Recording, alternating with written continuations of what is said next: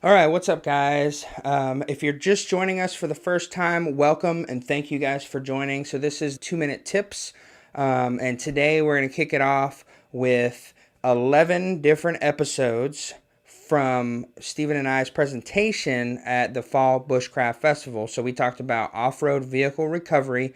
So, we've got 11 different episodes coming up. So, make sure you follow, make sure you like, and make sure you subscribe. And we've got more content coming at you. Roll the intro.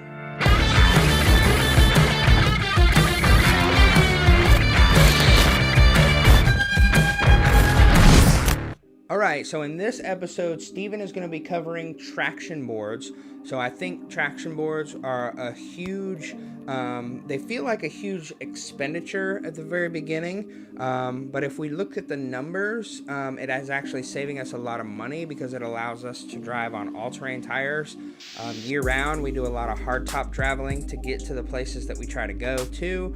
A lot of it is gravel, and it's really not that challenging. So we do hit moderate to challenging trails, and sometimes we get stuck, and being able to pull out those $300 max tracks and just throwing them under your tire is a huge win in my mind. So here Steven's going to cover max tracks or traction boards in general. If you have any questions or comments, make sure you post them below, and we'll kick off the presentation, and we'll see you in the next video.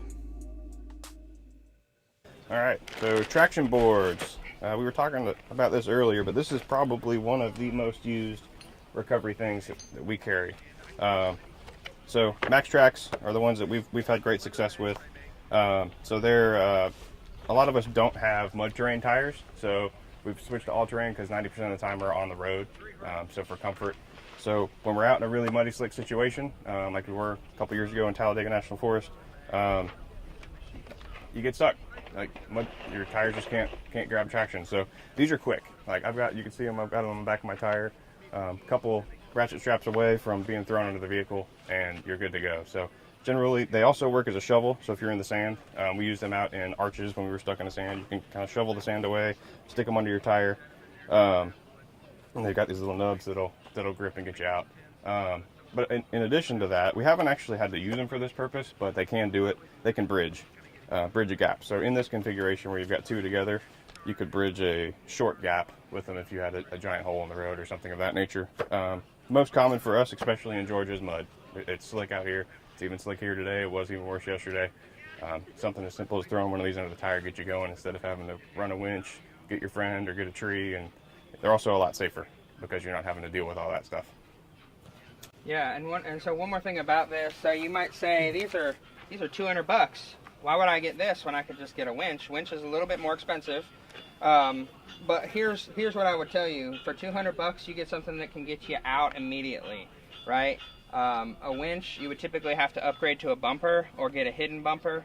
So you're really looking at $1,000 to $1,200 or more at least for a basic winch setup. This is $200, and it'll get you out of 90% of what you get stuck in. I know he mentioned Talladega. Literally, it was my vehicle in the video, and you go up over the hill, and it was just spinning in place on the edge of a hill. Just didn't get enough momentum.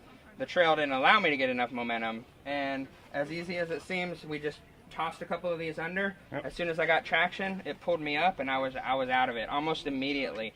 But you pull these out, and you throw them under, and like he said, his is on the back of his vehicle.